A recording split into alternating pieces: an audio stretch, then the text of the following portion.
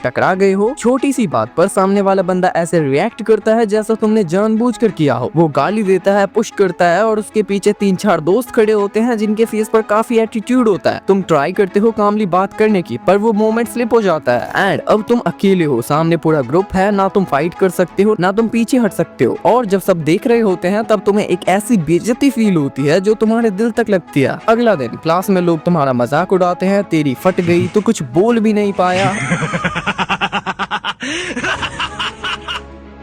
Even girls तक तुम्हें week समझने लगती है और तुम बस अंदर से ये सोच रहे होते हो कि अगली बार ऐसा हुआ तो मैं आगे से कैसे हैंडल करूंगा। एंड अगर तुम ऐसा कुछ सोच रहे हो तो ये वीडियो तुम्हारे लिए है। मैं तुम्हें दिखाऊंगा कैसे 1 से लेकर 4 लोगों तक के सिचुएशन में स्मार्ट और कंट्रोल्ड रिएक्शन देना है, बिना शो ऑफ के, बिना ओवर रिएक्ट के और बिना रिस्क लिए। कैसे अपना माइंडसेट और ब्रीथिंग कंट्रोल करनी है, कैसे अपनी बॉडी पोजीशनिंग और सिंपल मूव से एडवांटेज लेना है और कैसे एनवायरनमेंट को अपना अलाइव बनाना है। और सबसे इम्पोर्टेंट, एक शॉर्ट प्रैक्टिस प्लान जिससे तुम्हारा रिएक्शन नेचुरली स्ट्रॉन्ग बन जाए। बट रिमेंबर, अगर सिचुएशन लाइफ थ्रेटनिंग हो तो escape is not cowardice, it's smart. लेकिन अगर कॉर्नर्ड हो तो तुम कामली फाइट कर पाओगे। एंड डोंट वरी, अगली बार तुम टारगेट नहीं बनोगे। Mindset and breathing control. सबसे पहला स्टेप, रिएक्ट मत करो, रिस्पॉन्ड करो। जब कोई तुम्हें बम्प करता है या प्रोवोक करता है, उस सेकंड में तुम्हारा रिएक्शन ही डिसाइड करता है कि तुम टारगेट बनोगे या नहीं। ज्यादा लोग या तो फ्रीज कर जाते हैं या इंस्टेंटली एग्रेशन में आ जाते हैं। दोनों ही गलत है। क्यों? क्योंकि जब तुम फ्रीज करते हो सामने वाला सोचता है ये डर गया, और जब तुम ओवर रिएक्ट करते हो वो तुम्हें इजीली मैनिपुलेट कर लेता है। तो सॉल्यूशन क्या है? Breathing control. एक डीप ब्रीथ लो, सिर्फ एक। ये तुम्हारी बॉडी को काम सिग्नल देता है। शोल्डर्स रिलैक्स करो, आंखों से कांटेक्ट रखो और अपनी वॉइस लो और क्लियर रखो। ऐसे मोमेंट्स में लाउड बोलना स्ट्रेंथ नहीं दिखाता, कंट्रोल दिखाता है। बस इतना सिंपल सा स्टेप, एक ब्रीथ और एक आई कांटेक्ट 50% सिचुएशन न्यूट्रल कर देता है। अब तुमने अपना कंट्रोल दिखाया, पर बॉडी की पोजीशन भी इक्वली इम्पोर्टेंट है। अगर तुम्हारा स्टैंस गलत है, एक सिंपल पुश भी तुम्हें ऑफ बैलेंस कर देगा। अब अगले पार्ट में देखते हैं कैसे खड़े होना है और कैसे मूव करना चाहिए ताकि तुम सेफ भी रहो और स्ट्रॉन्ग भी दिखो। Second, positioning and small move. अब मान लो सामने वाला बंदा अभी भी ट्राई कर रहा है तुम्हें डोमिनेट करने का। यहाँ एक छोटी सी ट्रिक काम करती है, एंगल और स्पेस। कभी भी सीधा सामने मत खड़े हो, थोड़ा सा साइड एंगल लो, जैसे तुम्हारा एक शोल्डर आगे हो और एक पीछे। इससे तुम्हें 2 फायदे मिलते हैं। पहला, अगर बंदा पुश कर रहे तो तुम ऑटोमेटिकली बैलेंस में रहते हो। दूसरा, तुम्हारे पास मूव करने के लिए जगह होती है, लेफ्ट या राइट।